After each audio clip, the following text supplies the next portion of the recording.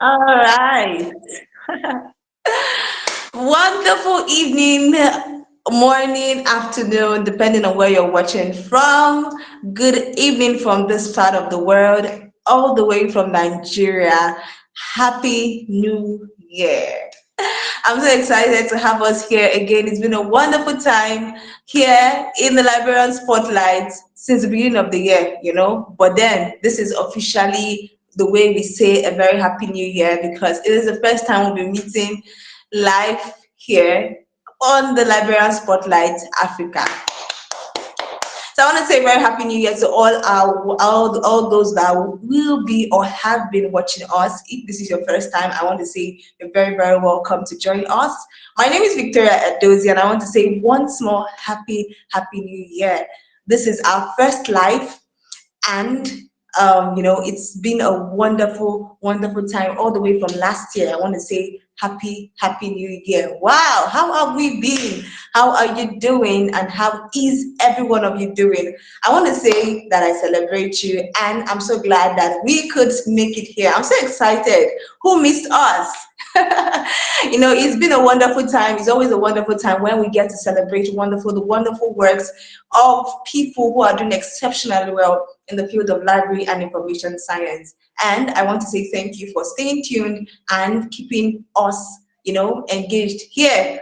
It's been a wonderful time. So I want to say welcome. If you're just joining us, please would like to have you say your name and where you're watching us from. I am presenting all the way from Delta State, Nigeria, and my name is Victoria Edozie, your moderator.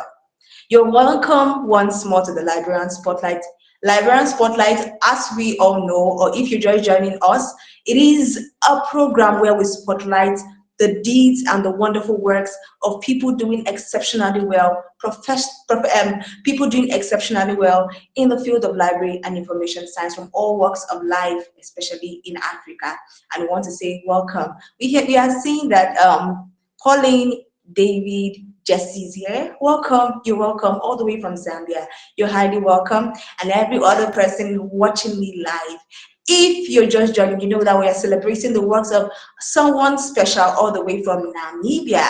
And I want to say you have not seen anything. We're taking it everywhere in Africa. We're leaving no stone behind. And I just want you to sit back because it's going to be an exceptional time. Yes, you can see Ogba J. Christian. You're welcome. You're welcome. You are welcome to the Librarian Spotlight Africa program. Make sure you're always coming. And do you know we have previous editions? Please go to our YouTube live, our YouTube page, our Facebook page, and you're going to be watching lots and lots of things that have been happening. We've been sharing here since the beginning of since last year, February last year, 2024, and it's been amazing. Once more, we want to kickstart on this wonderful note, and it is by that reason we are going to be taking a very short commercial break. When we return, we are going to be driving it straight on, and we'll be inviting our librarian of the month. We'll be having a beautiful conversation with our librarian of the month. You know who, you've been seeing her picture and her video flying everywhere.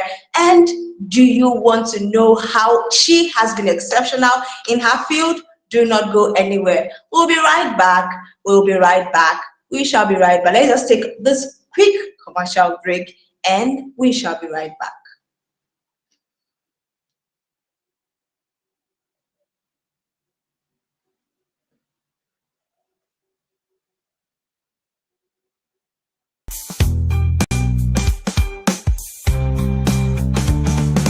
And then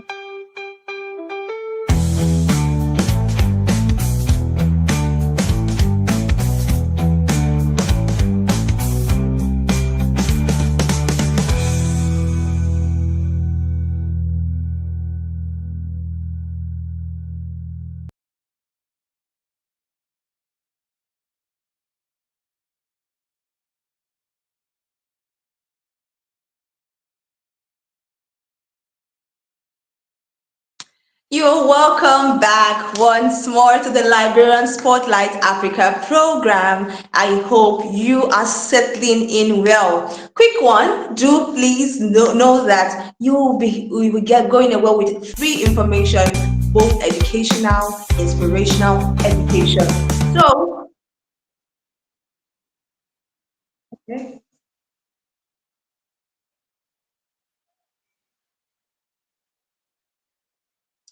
All right, you're welcome back again. All right, so as I was saying, I want you to know that you'll be going home with lots and lots and lots of information. So you want to get ready with your notepad, with your pen, with your book, so that because you're going to be taking down a lot and lot and lot of information this evening. So without wasting much time, I'll be making welcome our host for the Librarian Spotlight Africa. As you know, guess who? I'm sure he has a lot of rebranding to do. And he is no other person than Mr. Sylvester Ebhonu. Mr. Sylvester Ebhonu, as you all know, is an exceptional librarian. He is called the Twitter librarian because he loves to engage in everything digital, including making exceptional this field of library and information science. And of course, he is our host for the Librarian Spotlight Africa. He is here this evening with us, and together we shall be interviewing the Librarian Spotlight of February 2025. We'll be handing over now to Mr. Sylvester to take us on a smooth ride down this evening. You're welcome, Mr. Sylvester. You're Thank welcome. you. Thank you so much, Victoria. Thank you. I want to say thank you for everything you do. Can you hear me loud and clear, Victoria? Yes, I Okay, can. thank you Yes, so I much. I can. want to say thank you for all you do in promoting the Librarian Spotlight of Africa, the voice and the originality you bring on board. Thank you so much. And for always anchoring this program and ensuring its sustainability. So today is a very special day because actually, as usual, I don't know. I keep finding it difficult to take notes. I mean, sufficient notes when the Librarian Spotlight is going on because every time for every guest we have, there is just so much load of information. And we are just lucky that the sessions are recorded. So, what I always do after each session is I ensure to watch each session or edition from the beginning to the end because it's always very inspiring and enlightening. On today, I believe Victoria has taken us through the program, what we should be having on the program today. Um, Immediately, this is the first edition since the year 2024. So last year we had 11 participants, honorees, I mean, who made 2024 unforgettable. So now we are about to kick off with this edition for the year. Very quickly, what we see on the screen right now is the outline for today's program. And without further ado, I would like to quickly invite introduce Madam Melba to us. She's backstage right now. But before we do that, let's just quickly take this short message.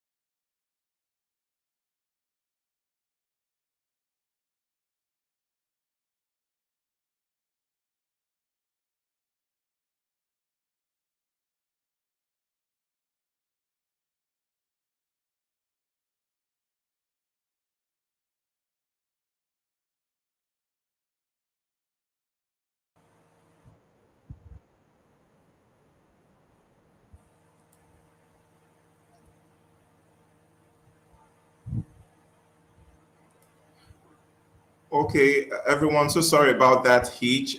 We've just been notified that that video had no audio. So sorry about that. But right away, I would like us, Victoria, I would like for us to receive our honoree for today. She's backstage right now. No other person but Madam Melba Sitwala, the University Librarian at IUN, and the president of NIWAN in Namibia. Good evening, ma'am, and how are you? I'm very fine. Good evening, Sylvester. Good evening, Victoria. Good evening, everyone that is joining us online. Thank you very Wow, much for this opportunity. amazing. We're glad to have you today. So, ma'am, permit me, Victoria has already done a documentary to help us get started, to set a foundation for us to get to meet the wonderful personality we want to learn about, her journey, her career journey, and how she has been impactful to a lot of lives and the improvement of LIS practice in Namibia and beyond. So the next voice you hear is that of Victoria, and then the visuals of Melba Sitwala. Sit back and enjoy.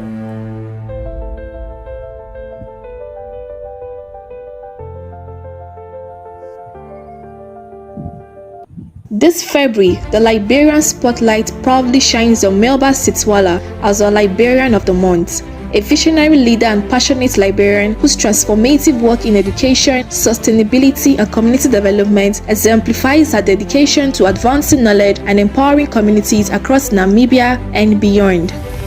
Melba Sitwala is a trailblazing librarian with strong commitment to empowering others and advancing sustainable development. With a master's degree in library and information science, a bachelor's in the same field, several certifications in diplomatic practice, public relations, and knowledge management, she continues to expand her expertise even as a PhD student. Melba has built an impressive career spanning roles such as librarian at the Ministry of Environment, Forestry and Tourism and Communications, Gender and Safeguard Officer for the Nilalek Project. She currently serves as a University Librarian at the International University of Management and is the reigning president of the National Information Workers Association of Namibia, NIWAN. As community activist, Melba donates sanitary towels to schools quarterly, ensuring girls remain in school. She has championed impactful projects like advocating for libraries and sustainable development plans through educational games and training programs such as the Youth African Library Leaders Fellowship under Library Aid Africa, which has transformed community over the past 5 years. Her visionary leadership also birthed initiatives like the Library Ambassador Program, boosting research visibility and library using, and spearheading of the Namibia's National Cleanup Campaign, which mobilized over 4,000 children from 42 schools across 12 regions. Melba also leads environmental awareness efforts through debate, tree planting competitions, and talk shows that inspire conservation actions. Passionate about nurturing librarians, Melba organizes advocacy days to showcase the vital roles of ministerial libraries. Her work exemplifies resilience, innovation, and a drive to leave no one behind. Guided by her belief that if your dreams don't scare you, then they are not big enough, Melba continues to inspire future generations to rise beyond limitations and embrace transformational change. Our dear viewers, please join us in honoring an outstanding librarian and leader whose impactful initiatives actually redefining the roles of libraries and librarians in driving sustainable development and societal progress. Cheers to our deserving Librarian of the Month for February 2025, Melba Sitwala. Wow, amazing, amazing. My God. Oh, oh my, oh my, oh my. Okay, so I don't know. Are there confettis? Are there people participating in this live? Can you celebrate Melba? Can you celebrate her for me? Let's see those who are in the Yeah. comments. Let's see them. Good evening, Melba, and how are you doing, mom?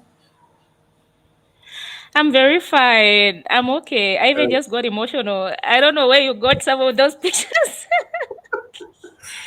Oh my! Yeah. Sincerely, sincerely, you are an amazing. Sincerely, you are an amazing person.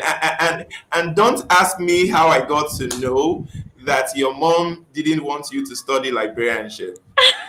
But my first question is this: with the important roles that you play in elevating the face of librarianship in Namibia, also knowing that you never wanted to study librarianship and you once considered what's it called? I think you once considered journalism, right? Am I correct, ma'am? Yeah, no, you're correct. Okay, because I'm seeing you with a photo. Is that not you with a photograph there? And then that's you with this your It headphone again. is. Now, how did this all come to be? You never wanted to be here. So how's the journey been so far? Can you share with us, please? Oh, thank you very much for the question. I think my story resonates well with every other African librarian. I think you agree with me that 99% of librarians, not even across Africa, but across the globe, never intended to do or study librarianship as their first choice. For my from my end, I really wanted to be a journalist. I love to see people, especially the 19 hours news. They're there, even just being fact finders. Like you go out, you research on an issue, and then you come and present the findings. So I really wanted to do journalism. My second option was to do law. But unfortunately, the points that I had could not enable me to go into school of law. And then Yeah. for school of to do journalism, I think the cohort, like it was already full. So now the only option I had is either to do education, to become a teacher, or to do librarianship where I was accepted. And so now the question should be, did I not want, or what did I do to move from unwanted career to become the person I am today? So Exactly. I had to reflect upon completion of my university, and more so when I got a job, because the perception that I had about librarians was I would just see librarians pushing books. So there's really no one that motivated me or anyone I looked up to say, I want to be like that one when I complete and I get a job. There was no mentor, there was no visible librarian in my case. I don't know about you guys. So I asked myself to say, do I want to feel sorry that this is the profession I chose, or do I want to change the narrative that surrounds librarianship? So I told myself, instead of going for work and coming back miserable and looking forward to go to a job that I don't enjoy, will be like a death sentence to my life. So I had Exactly. to choose to embrace, to blend in and see what is it that I'm passionate about. And Yeah. yeah, slowly I dived through the profession, and it birthed the person I am today. Yeah, Wow. thank you. An amazing career start, an amazing story. So, over here in Nigeria, you may just fall for the category we call accidental librarians. Yeah. Yeah, but then okay, so I would like for us to quickly explore other areas. Let's quickly talk briefly about the Library Ambassador program that you established. Let me just share pictures of that on the screen for our viewers to see. Could you please share with us that program? Tell us a little bit about that program and its impact, please. Thank you very much. As librarians, we are not supposed to just go there and just blend in the like routine way of doing things. There's an element of creativity and innovation. And while we are practicing librarianship, there's a way of continuously thinking, how am I reaching out to my users? Are they satisfied? So when I joined the Ministry of Education. Then I was seconded to the Ministry of Environment, Forestry, and Tourism now. That was a special library, and I don't know how the situation is in other countries, but here, when you're serving in a special library, it's not like you have studied that particular course. Like, you have the background of environmental, you have the background of law. No, you go there blank, just like a new book that needs to be, like, you start turning Yeah. the pages. Now, as you go on, I found my work a little bit hard when I settled in. Of course, there was orientation, induction, but that wasn't enough. That wasn't sufficient, but it required me to continuously learn. And for me to continuously learn was, I had to position myself with like minded people. The first thing I did was to do a user needs assessment survey to find out how well staff members were knowledgeable about. The presence of the library in the ministry, and also how contributing to their work. And Yeah. it so happened that out of 350 staff members, we sampled 100, only 17 responded to our survey. But majority of them indicated that they didn't know there was a library in the ministry. And now I had to question myself, how do I motivate, like, to subscribe to databases if the staff members are not aware about the library? So this now what initiated or led to having the knowledge ambassador, so that I identified key people from each department to work with me so that they become the voice for the library. So we picked each person from, like, a representative from all the directorates, and then we had the PRO in the group. Then we came up with the terms of reference, and then we came up with an activity plan. An activity plan now had to center our activities to align them with the different directorates. So that worked well because previously we were not subscribing to Yeah. any database, and then there was low usage of the library, lack of awareness of the library. We didn't even have budget for the library. So after that initiative, we started now creating or holding advocacies and creating awareness. So now this led to having increased usage of the library. We had now a higher budget. We had a budget allocation for the library. We were able to subscribe to databases, and the usage increased because staff members were told that they don't necessarily to be in the library. I think you agree with me that librarianship has Exactly. evolved over the time, and we don't gauge our impact or performance based on the number of people that are visiting the library. So we are avoiding from embracing the pull philosophy, but reaching our users where they are, meaning the push philosophy. And so we started encouraging the staff members that they can access these e-resources in the comfort of their offices.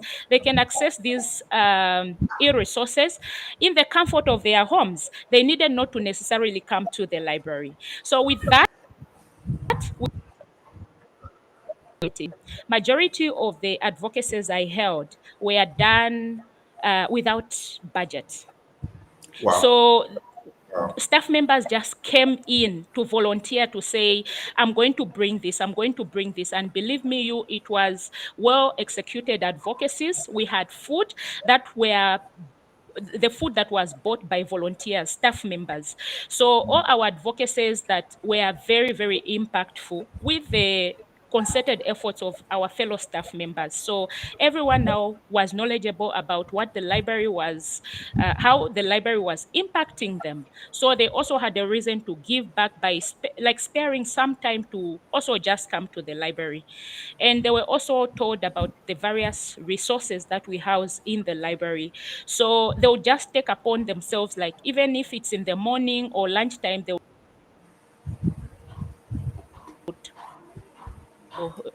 borrow books. So that's how the library ambassador came in about. We wanted to have more voices Yeah. because in the library we were two, and then we take cognizance of the fact that there are other ministerial libraries that are only run by one staff member. Now, to ensure that you spread the word, we needed more voices to be on board, Yeah. and this really worked well. The ambassadors were our bridge between the library and the different directorates. Wow, wow, wow. And this model, anyway, I would like to come back to this because we have a couple of questions here, and I don't want us to be repeating some points. So I want to leverage these opportunities. Not every day you get to see or meet the president of the National Information Workers Association of Namibia's president. So now that we have you here, permit me, I'm just going to rush over some of the other questions before we come back to touch some of those points that you raised. Please confirm that this lady here is you. Is this person you? Hello. Can you hear me?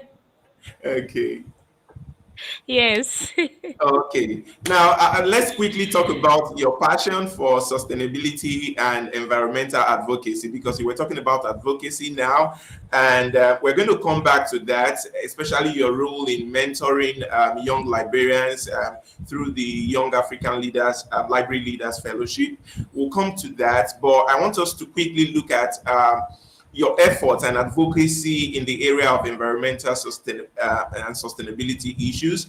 On the screen right now is one of your projects, Keeping Namibia Clean. There were so many hashtags you used for that project. What really motivated you to link librarianship with projects like this? For instance, environmental activism. Is there any relationship with uh, librarianship and this? yes, there is a relationship. And it's simple. I spoke about advocacy. We are all spreading the weight for the same, okay, we are all advocating for the same thing. As environmental activists, they usually do some exhibition, creating awareness about environmental sustainability, conservation issues, and preservation, and a lot more. Anything around environmental related information. So the goodness is the ministry that I was positioned in, looking at the mandate of the ministry. As librarians, we were also part of the committee members in various directorates. And so I took it upon myself to say, I don't lose anything by being so proactive in these committees. Not part of my job description. I cannot take minutes. I cannot write a report. I cannot do this. I took it upon myself as a learning curve, like, okay, let me take keen interest to see or learn what other directorates were doing.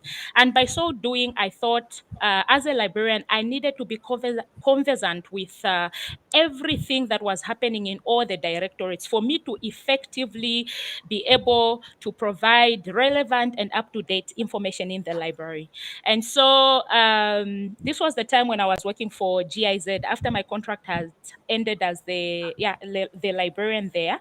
So I was put as the lead team. I was as the lead team for this project. Yeah, I was the leader for this project, and it was quite challenging and very impactful as well. A learning curve for me, because I literally had no idea about environmental related issues. But then I was comforted by the fact that like you have said, you've asked that what is the link between librarianship and environmental activities. So I thought about that we are advocating for the same cause. Apart from advocacy, there's also the element of education. You will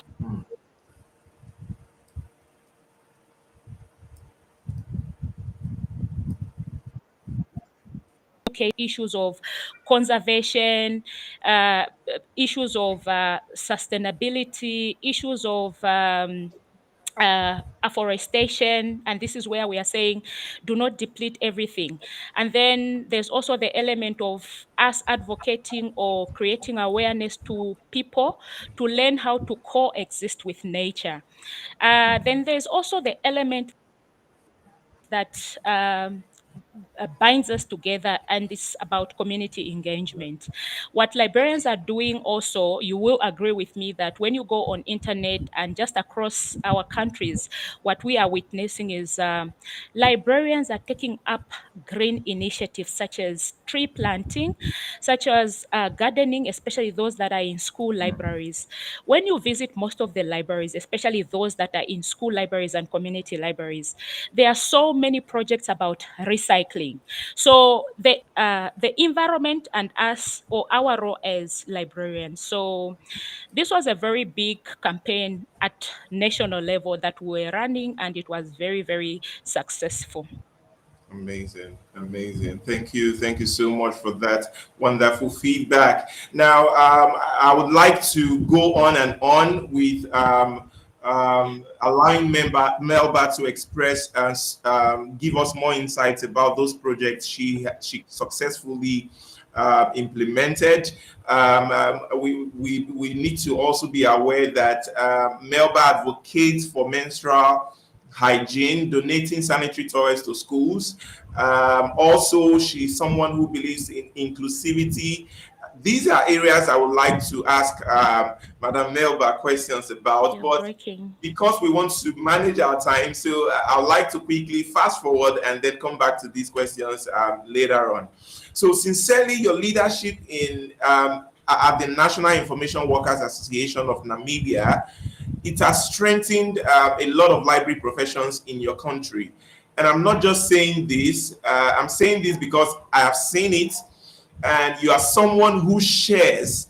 You are one of those librarians who promotes librarianship, leveraging on digital platforms. And that's how I get to know about the works that you have done. I've never been to Namibia, and I don't know even how to get there. So I would like to quickly ask, as a leader, what are the common challenges that you face leading library and information workers in Namibia? Perhaps, who knows, they could be similar to those we face in Nigeria and other countries in the African continent. I don't know if we could talk about that for a while. Okay. Thank you very much for that question. Um, Being a leader is a very what can I say, challenging role, but at the same time, it's very exciting. I wouldn't say problems that I have faced as a leader leading others, but I would rather maybe outline some of the challenges that we experience as an association, which I tend to feel that it cuts across, or rather, it is also experienced by other African countries. First and foremost is funding. You know that the sustainability of these associations depend on membership that is paid, yes, funds. Now, there is a challenge to sustain the membership base. Uh, you find that this year, the same members that paid or renewed their subscription may not renew their subscription again following year. So now the question again still remains like, we try to make our membership fees as low as possible, and it's in different categories where you can pay as we have the section of retirees, we have the section for students, we have a fee for those that are working, we have a fee for institutions. Now we try to kind of like we kind of like try to put the fee as low as possible so that we encourage more members to join the association. But then the issue again comes in where our members keep demanding to attach value for the money that they have Exactly. paid. And this is where it is quite very Yes. challenging as a leader, because at the back of your mind, like for us, we were elected last year, and then you have to run for the period of 2 years. At the back of your mind, you remember you are a full-time employee to another organization, and at the same time you have to take up these responsibilities for the association. It's not like you are a full-time employee. And there's a question of what legacy will I leave after our office tenure? This is what we keep asking ourselves with our colleague, the EXCOM. What is it that will be remembered for should this tenure end? So it's really quite challenging because most of the trainings that you would want your members or our members to benefit comes at a cost, Exactly. and that money sometimes may not be there. Yeah, may not be there. And so you find that even maybe most of the trainings that maybe you may embark on would be maybe the ones that maybe you get direct members that are under maybe Ministry of Education, where they support their travel expenses, their accommodation and all that, and then you know that they'll benefit from this. But now remember, that is now excluding others that cannot be able to pay for their members to travel and to pay accommodation. So it's funding, it's keeping the or maintaining the sustainability of membership Yeah. base. Also, the lack of office space. In our case, we don't have a dedicated office where we can run our day-to-day activities, and this also compromises on the risk or safety of records. Yeah, but we are in the process liaising with the Ministry of Education, requesting for office space. And then on the issue of reaching out to members that are in the regions, remember the members that are in this association are not just from the city, but we have members that are also spread out the other regions in Namibia. So you want to have a balance of benefits for those that are in the city within, and also those that are in the outskirts of Namibia. And this is where the element of partnership comes in, where we've been hosting webinars where even the people outside the region, outside the city, can also join and benefit. We have done well like last year, where we also collaborated with quite a number of libraries, organizations such as IFLA, to capacitate our members. So yeah, I would say personally, as a leader, it's not the challenges that I have faced or that we have faced as an executive committee, because I have a strong and hardworking team.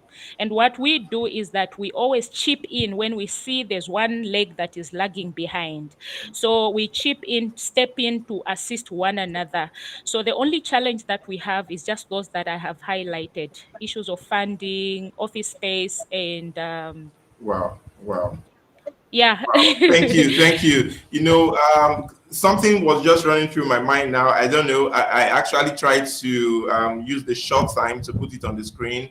I don't know if my words are well expressed. I was just saying it seems that the common challenge of LIS workers across Africa Yeah. is funding. And when we talk about funding, we're looking at commitment from members. If we don't fund our own association, how can that association grow to the enviable status that we expect of it? And I'm glad you mentioned that many of our members expect that they want to draw maximum value. Many librarians say the association is not fighting for them at their workplaces. Yeah. The association is not representing their interests, is not organizing workshops for them. But then these things cost money, and making the fees, the dues low is not what will help to solve this problem. We actually really need to be more committed as librarians to our associations. And I'm glad that as president of NIWAN, you are saying this. And I know we have librarians from Zambia and from other countries who are also watching this interview today. So thank you very much for sharing that wonderful insight. At this moment, I would like to mention those of you watching, please do well to put your question in the comment section. Madam Melba will take those questions. If you have comments, just put them in the comment section, and we will treat those questions. So going forward, please, Melba, can you tell us what IFLA represents to you? IFLA, and what does it represent to you? Because I think I have some pictures of you and your IFLA experience. How has that experience influenced your perception of the practice of library and information science? Okay, is she here? Oh, I think we lost Melba. Let me confirm that she can hear me. Okay, okay. Welcome back. Please, did you hear my questions, Ma, or can I take that again? No, I didn't hear your next question.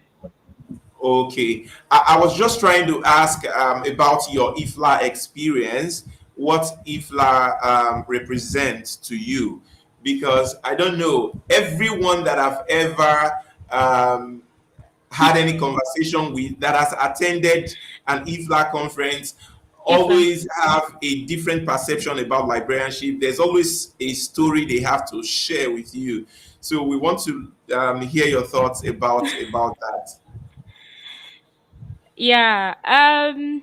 To me, that platform or that opportunity was a game changer in my career life.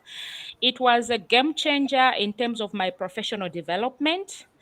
It widened my networking base. Like I learned so much, and when I interacted with most African librarians, we came to realize actually we are facing the same challenges. But the question mark that we had was, if we are facing the same challenges, and some of us are sitting down, folding our arms, and accepting defeat, and others are going up and above and beyond to do the extraordinary things, showcasing their work, making their voice heard. They were just people like us. And now I kept on asking, how could I also be a better librarian? So to me, IFLA 2018 was a game changer in my career, and it helped me have a different look about our profession. I learned so much, but one of the presentation that really caught my attention was presented by Farah, where she said, a lot of times people don't take us seriously. It's because of the way we present ourselves. And she used the A, B, C, D.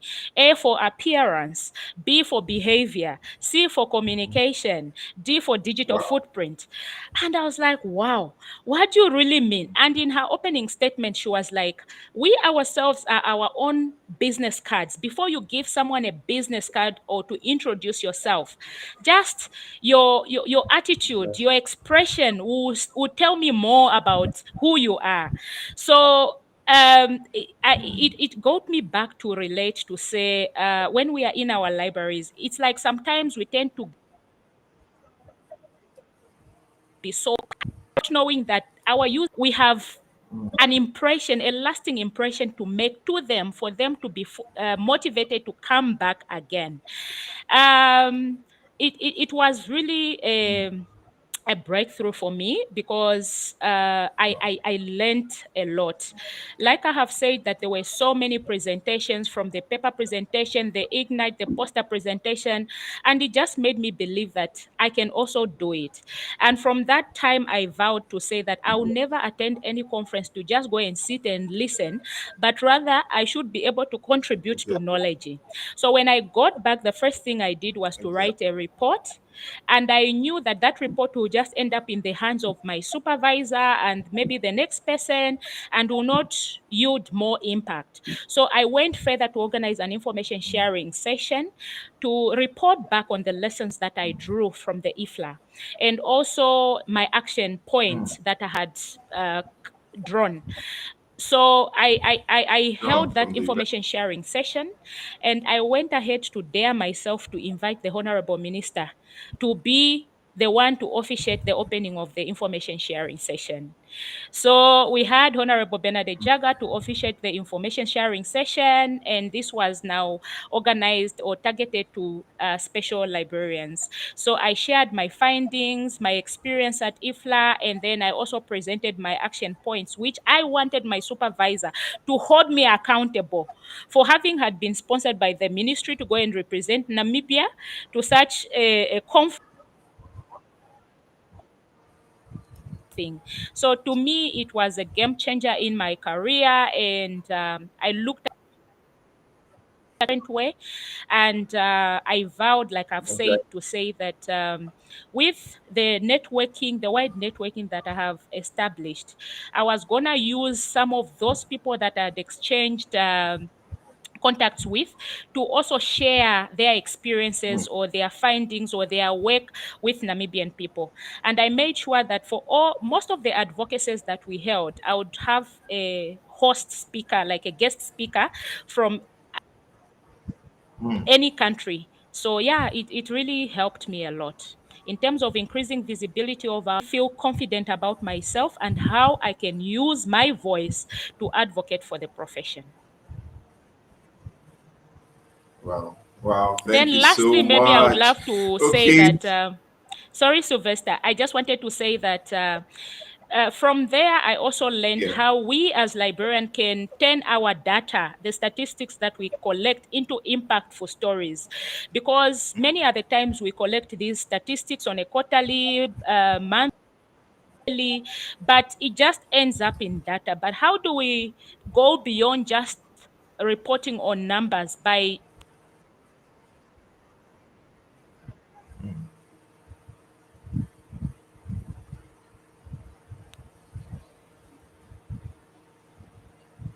over to you, Sylvester? Okay. Okay. Sylvester, can you hear me? Okay. Thank you. Thank you so much for. Yes, I can hear you. Thank you so much for Can you that hear me? insight. Can you hear me too?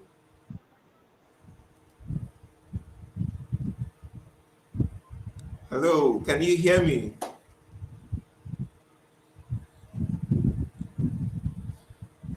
Okay. I can hear you now. Melba, can you hear me, ma? Yes, I All can. right. Okay. Thank you.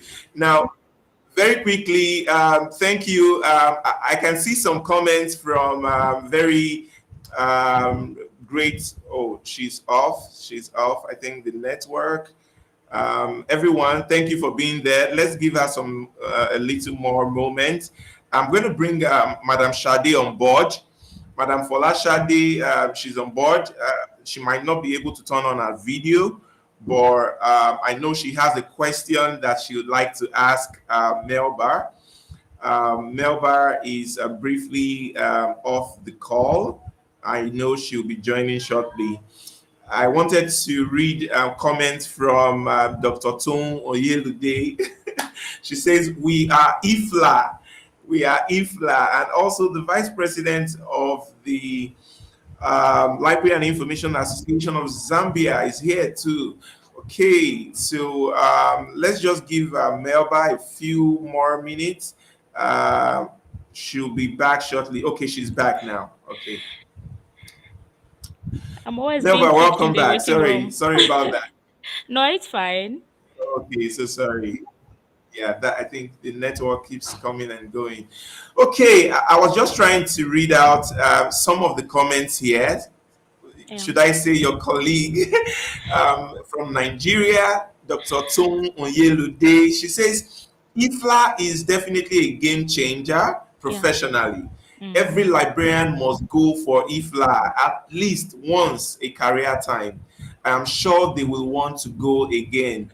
It's a sure real experience. And she Yeah. says, we are IFLA. So this question, we deliberately asked this question because IFLA has a way. I've not been there. I hope to be there, but I know it has a way. From everyone I've ever encountered, they don't remain the same. They think differently.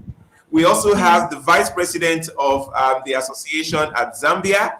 She Alianza. says, I do agree with Melba with the challenges that library associations face, especially with regards to funding and membership. What associations need are legal frameworks. And she has so much more to say, but I believe that was truncated. So, Yeah. Madam Shade, you said you have a question. Can we hear your question for Melba? Fola Shade, Okay, please. good evening, Madam Melba. It's good to see you here. Okay,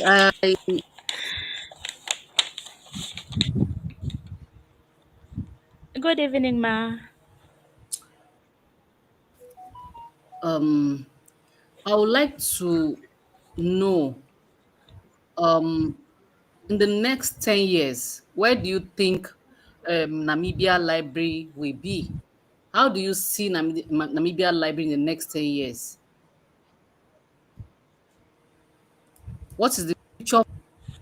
I didn't hear the question. Hello? Okay, So, I think Sylvester, there's a can you just network repeat the gap question for me? there. Okay, yes, let me do that. I think it's a network issue. So she was saying, how do you envision Namibia library system in the next 10 years? In the next 10 years, what do you envision? What do you see? Where do you see the libraries in Namibia? I think that's what she wanted to ask. If you can hear me, I hope she heard that. Oh, everyone, if you can hear me, please just put in the comment section that you hear me so that I know that it's not just from here. That's right.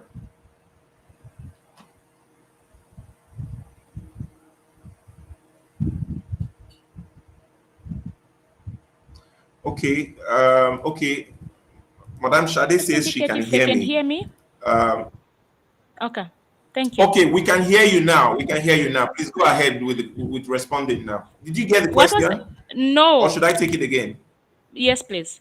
Okay, let me take the question again. The question is this: Madam Folashade wants to know how do you envision the libraries in Namibia within the next 10 years?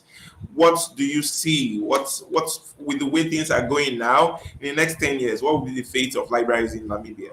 Okay, thank you. I would like to answer that question with first just reading a statement that I got from IFLA's president by then, Miss Gloria Perez. She once stated to say that the future may not wait for us. Events will not come our way due to financial constraints. As librarians, we do not need to speed the process of change, but be the drivers of change. So, to answer Madam Shade's question, I can confidently say that with the transformation that we are seeing and the efforts that we are making in terms of building a pool or community of passionate librarians, librarians who dare, librarians who strive to make a difference, definitely I can safely say that. In the next 10 years, we should see a lot of transformation in the library sector. Wow, wow, that's amazing. Yeah. Thank you. We shouldn't be expecting that libraries will go into extinction in the next 10 years because that's what many people think. No, no, no, no, no. It will even be much bigger and better. Okay. Yes. Thank you. Thank you. Okay, just give me a moment. I see there are some other comments here. Let me share them with you. This is, should I say, this is an announcement for IFLA. Next IFLA is in Kazakhstan. I hope I got that Yeah. correctly. And then Pauline also says, I love the Information Ambassador program, which you actually champion. And then we have um, somebody else here is saying something very nice. It is good to listen to Melba. She's clearly a firebrand, brilliant, dynamic, and versatile librarian information professional.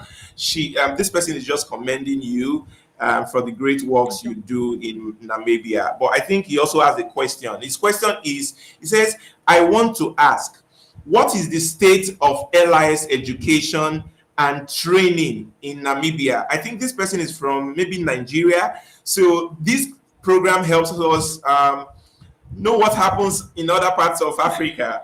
So this person wants to know the state of LIS education and training in Um, Namibia. Is library science taught in primary, secondary, and higher institutions over there? This is the question. no, not in lower primary, secondary, or yeah, but it is taught at the University of Namibia. it is taught at the University of Namibia. And I love the fact that as we are experiencing new trends in the profession, the least departments as well, or the university is also paying heed to the emerging changes that are happening in the profession. I love even the aspect of where they've also integrated Library Association as a subject on its own, where students are also able to know what benefits are when they join the associations. Why is it important for them to belong to the association? So it is not taught at lower grades, but at university, yes. Okay, okay, thank you very much. So I'll round up with a comment from one of our great mentors. He's here. I know he's also a mentor to you. That's Dr. Collins. Dr. Collins has been here. He just said, I am inspired by her works. She invites people from other countries to share knowledge through her Thank you. online engagement. So there's so many parts of Melba that we have not even explored today. But very quickly, I want to play a short video and let Melba speak to this video. Let's take a look at this video. Thanks, Doc.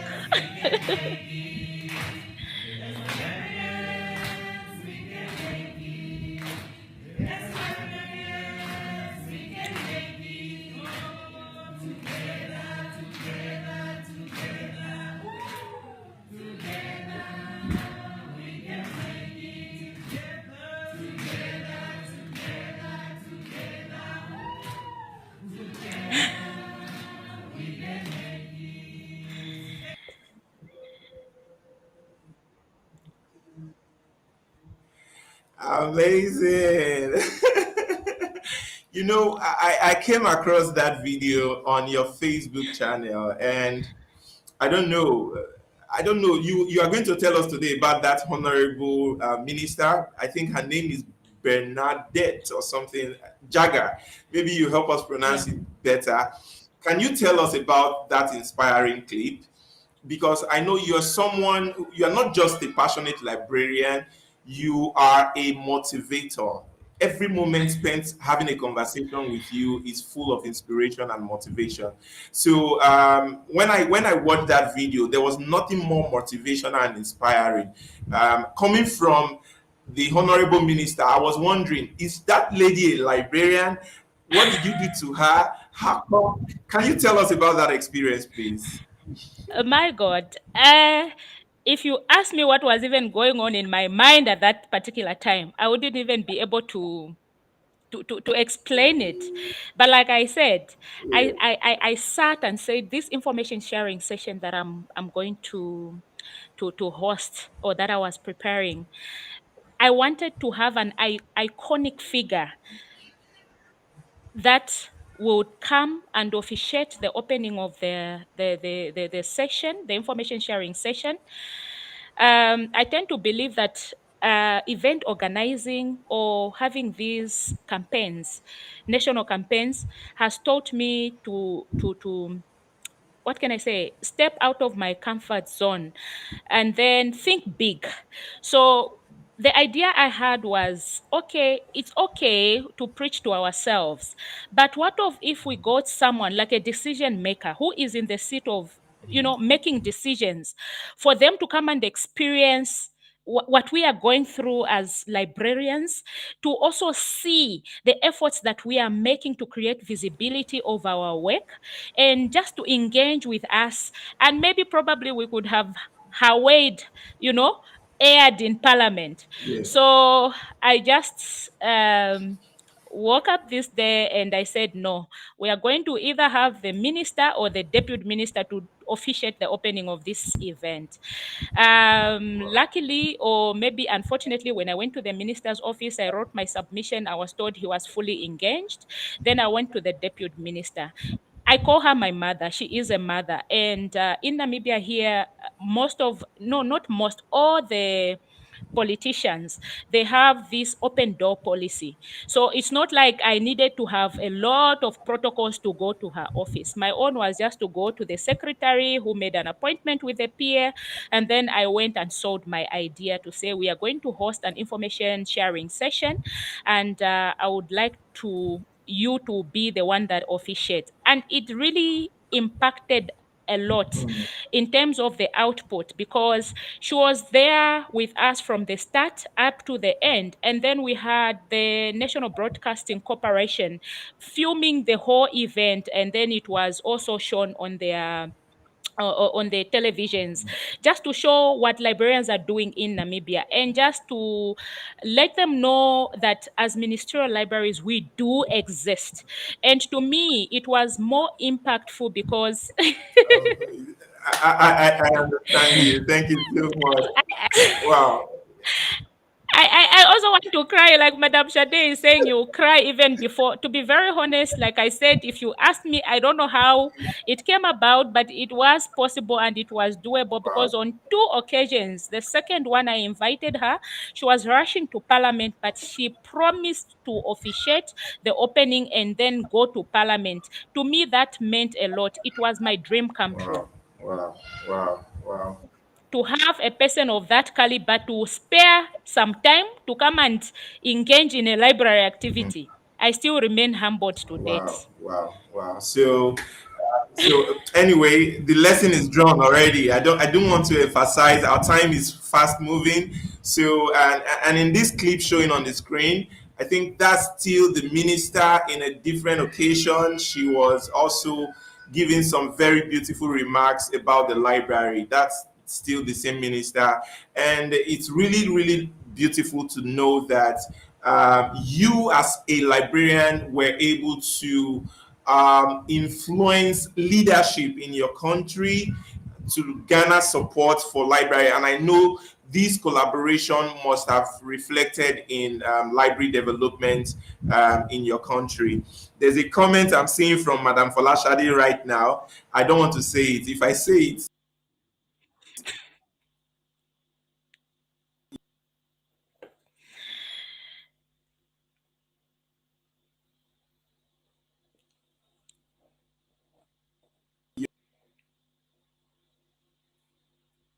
I can't hear you, Sylvester.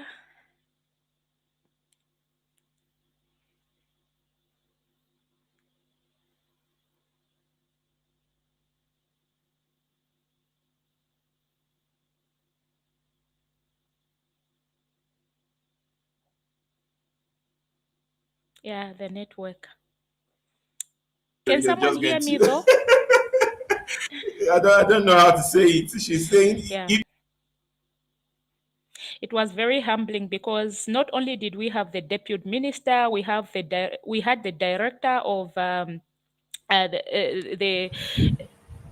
Can you hear me? I can hear you now. I'm so sorry. I'm so sorry. I think it's my turn. The network affected me also. Thank you so much, everyone, for your patience. So, we're about to begin to wrap up this program. But before we do so, I would like to quickly, I don't know if we can see, there's a video on the screen here. Um, can you hear me, Ma? Yes, I can. Okay. I can hear you. I said I was going to come back to the role you play as a mentor. You play a very important role since 2020. You have been with the Young African Library Leaders Fellowship, and you've been mentoring librarians consistently. How has this program impacted librarianship in Africa? I would like you to just in about 30 seconds or 1 minute share with us how has this program influenced librarians in Africa. Yeah. We are seeing a lot of game changers. We are seeing a lot of librarians that dare. We are seeing a lot of impactful programs. that are emanating from them having had passed this through this program. I always tell people it's not just enough for you to attend a workshop, it's not just enough for you to attend a conference, it's not just enough for you to learn, but what is most important is for you to practice what you have been taught, to make sure that you initiate some, come up with innovative ideas. And I think from the YALIF, this is what we have seen. We have seen a lot of impactful programs that the people that have passed through that program have initiated. It has boosted their level of confidence. It has given them the sense of hope that they can still hold on to this profession.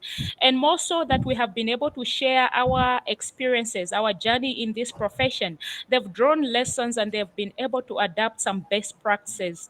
The video clip in the background is where we had a session because we're mentoring at our institution. We also receive students that come to intern at our institution.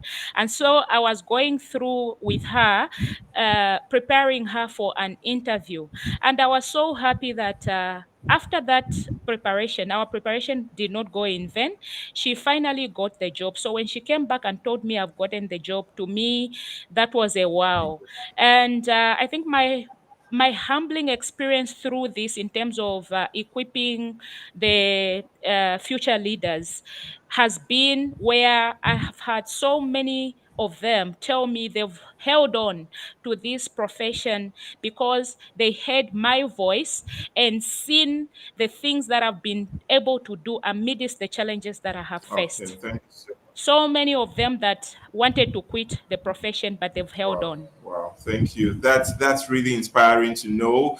And I would like to, you know, this is not the time to talk about. I don't want to overstress this, but mentorship is a very important part towards the growth and development of librarianship in Africa. Because many of, for instance, myself, if you hear my story starting off as a young librarian, it was a very difficult one Thank you, for Madam me. Shale. But God helped me. I had access to a few mentors. There were few mentors compared to now. Mm, yeah. So I think I connect with so this person wants to know how to connect with Madam Melba. Madam Melba, I don't know. I think it's just Melba Sitwala on LinkedIn. How can they connect with you on social media? Yeah, they can just search Melba Sitwala, they will see me there. Okay. And LinkedIn, now, Facebook, now and talking about social media, there's a comment. Oh my God, there's a comment I saw on one of your posts on social media, and it's not the first time I'm seeing praises about you on social media. This particular one caught my attention. The person was talking about how everything you do boosts the profile and the face of librarianship in Namibia. So I want to ask you this last question. How do you think professional presentation influences the perception of librarians, public perception of librarians? Professional presentation or professional branding, how do you think it influences the perception of librarianship in Africa? it influences the profession in so many ways. In the sense that how you present yourself is how people will be able to know what you do. Let me say, people will take you the way you present yourself. So, especially when it comes to social media, I know someone once said that we should be very careful on what we post on social media because you may delete it, but another person could have taken a screenshot and it lives forever. So, it really. It really, what can I say, it has a very big role to play in one's life because one, what I believe so much on is that whatever I post, especially say for instance if it's about work related, remember it's not only my profession or about me as a person that I'm Exactly. displaying. There's also the element of the organization that I represent. So it's two things. There's the Melba who is posting things. There's also where is she working? You get my Exactly. point. So it's like me building a brand and people knowing about my organization through me. So the character or the way I present myself on social media will have so much to say on the type of organization I also work in or I work from. So to me, social media is an enabler, and it has helped me so much in terms of connecting with people. I usually tell my students to say, don't just be there on social media parading how beautiful you're looking, your dresses, what not. It's an enabler in the sense that it's bridging the geographical barriers that we previously used to experience. Exactly. So I usually go on social media to connect with like-minded people, and I can safely say to be where I am today has been because someone believed in me and because others also agreed to walk this path with me. Exactly. So social media is good because it also attracts people of the same caliber in terms of people in your profession. Yes. And also it increases your visibility in terms of showcasing your activities or the type of work that you do. Exactly, exactly. Thank you so Yeah. much. So at this point, I would like to inform us that we have gradually coming to the end of this event. But before we get to declare Madam Melba as the Librarian of the Month for February, I would like to let us know that we have a surprise guest here backstage for Melba, who will be assisting us in declaring as the librarian of the month. So, but before we call that person up stage, we're just going to wrap up with this question, Mar. And it's a random question, and you have to respond in 30 seconds. What has been the most rewarding moment of your career so far? Most rewarding moment. My most The clock is rewarding moment in my career, like I indicated, I think earlier on, is having touching or impacting one life that okay. they decide not to leave the profession because uh, like they saw hope in me. So to me, one humbling moment in my profession or career is that the feedback I've gotten where people wanted to exit the profession, and maybe probably because of the lessons that they've drawn from my story, they've also held on, and that's the thing I always encourage people. You can run anywhere, but you still find similar problems. So why not stay and build a house where you are? Yeah, Yeah. so we need not to give up. Let's press on. Let's align ourselves with like minded people. And yeah, don't just give up. Okay. Okay. Thank you. Then, Mm. if you were given the opportunity to change one misconception about librarianship, what would that misconception be? Librarians are only good at packing books or shelving. I Wow. hate that. I hate to hear that. And so it's you and me and everyone that has joined this session today to stand up and be able to be the voice for our profession and to go out there to practice what we are preaching, to walk the talk, and also to pledge to Yeah. be advocates of our profession and Thank groom and mentor others that are coming behind so that they don't face the same similar problems that we experienced. It's the you. same story that you have shared, the same story that I shared with Damilari when he reached out to me to facilitate how libraries contribute to attaining the sustainable development goals on Library Aid Africa. So to me, it's just that phrase where I want to uh, I want us to rebrand our profession, and it is in the way we speak about our profession, it's in the way we act, it's in the way we portray ourselves. So the ABCD, our attitudes, our behavior, our communication, our digital footprints. Wow. Now, speaking about a name you just mentioned, I would like to now announce that we have now come to the end of today's interview. And I'm going to, when we are about saying goodbyes, I'll ask you a question. Don't forget you're a motivational speaker. So I would like that this session ends today with us getting a very strong motivation from you. But at this moment, I would like to invite Madam Fola Oh my Shade to goodness. quickly invite our guest, so we can do the presentation of um, the award or recognition to Madam Melba. Madam Fola Shade, over to you, please. Madam Melba, thank you for your time and thank you for all you do for the Namibia Library Association. Posterity will be fair to you. So on this note, I would like to bring on board one of the strongest voices I know in the profession, your surprise guests in the person of Damilare Oyedele, your so Damilare. Yeah, yeah. I mean, Wow. thank you so much.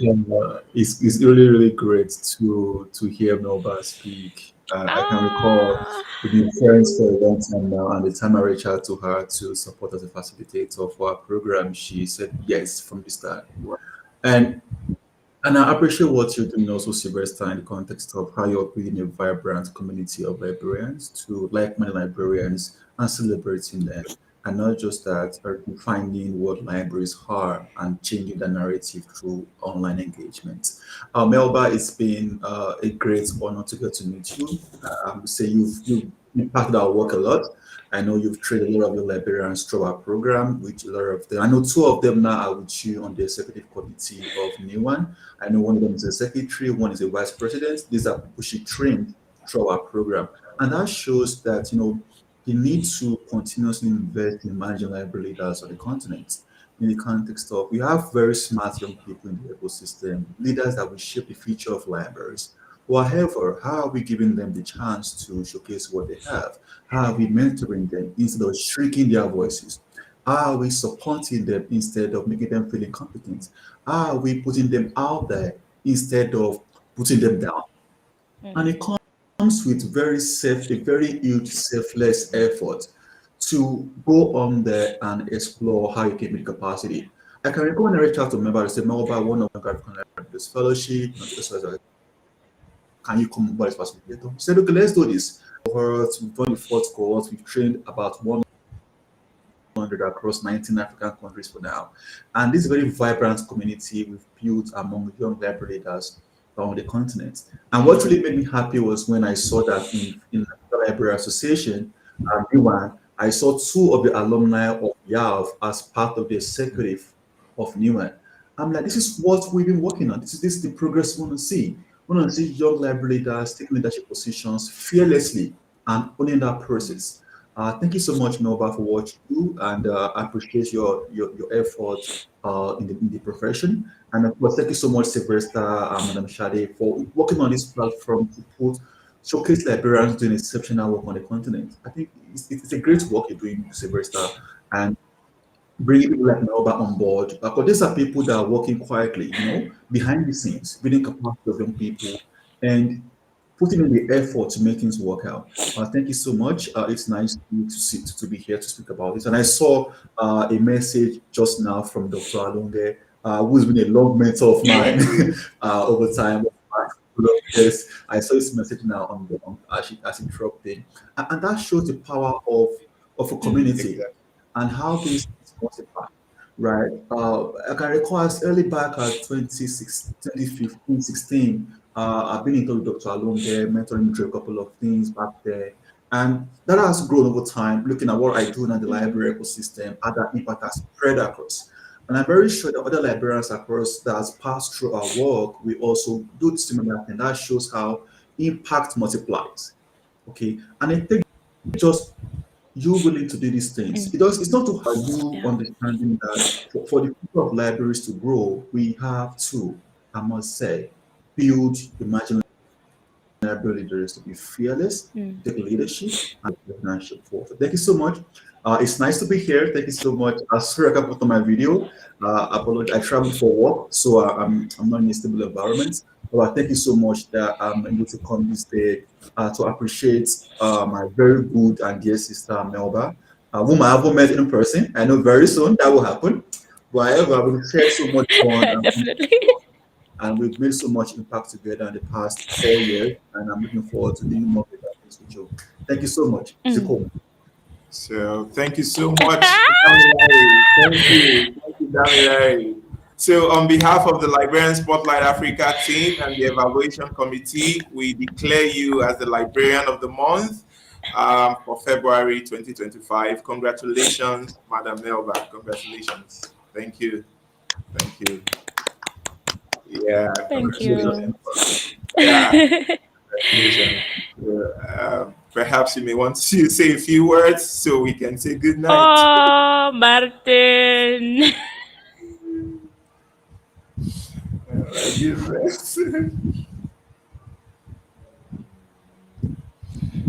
Yeah, basically it's just to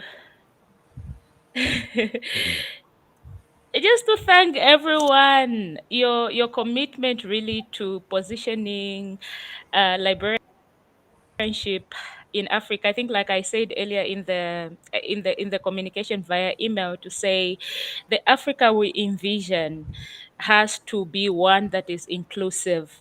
And this program is getting librarians from all over Africa and then bringing us together to have this central space where we can engage meaningfully, draw lessons, and adopt best practices. So it's a brilliant idea. I thank you, thank you so much. Like I said, this recognition goes to my team, because to be where I am today has been because someone bought my idea that I sowed and they supported me, or we did everything that we delivered together as a team. I believe so much in teamwork and partnership, and since they say it takes the whole village to bring up a child, and this is what has been the story of my career.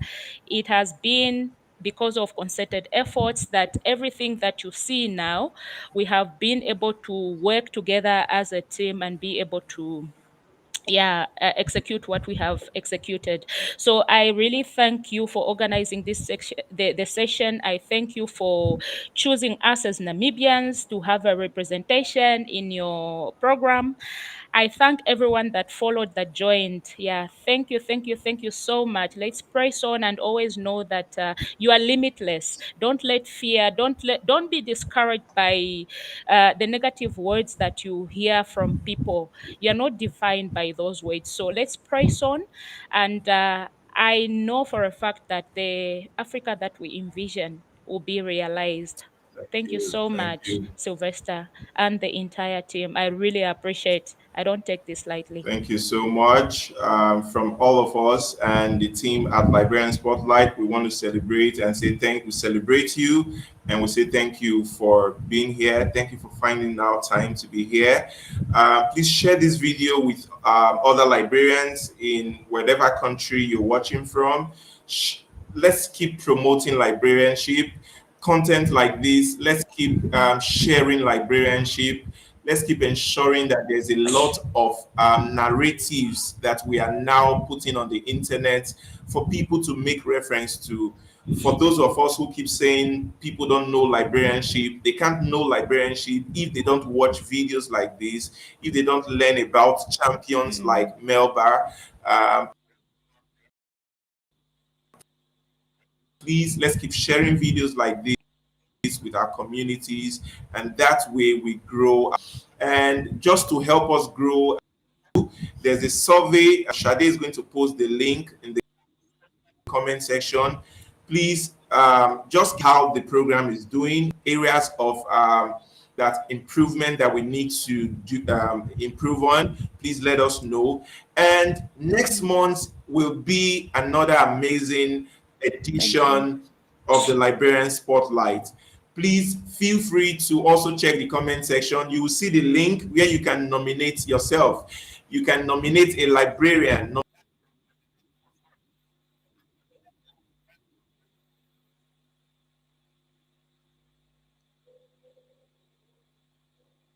nominate someone that you think is outstanding, nominate that librarian, and we. Madam Shadi, I hope I'm on point. Yes, you are. You are correct. All right, thank you so much. So, having said that, we'd like to say good night, everyone. Melba, thank you so much. Congratulations. We are really happy. We're proud of you. I'm glad I know you. I'm glad you influence me and others the way you do. Thank you so much for all you do, and God bless you. Thank you so much, Damilare, for making it here. We are very grateful. Thank you. Thank you, Damilare. Yes. You're Thank you. welcome. That was a huge surprise. You should have told me when you were chatting with me in the morning. Damilare turned up for us, even with And he spoke our Zambian friend, Zikromo. Thank you so Sylvester much. Ijoya. Sylvester Ijoya. Okay. I know you don't miss that part. Please, let's have it. All right. Good night, everyone. Thank you for watching. Good night. Thank you so Madam Melba, much. bye-bye. Yes, thank you, everybody. Talk soon. Thank you. Thank you. All right. Thank you. Bye.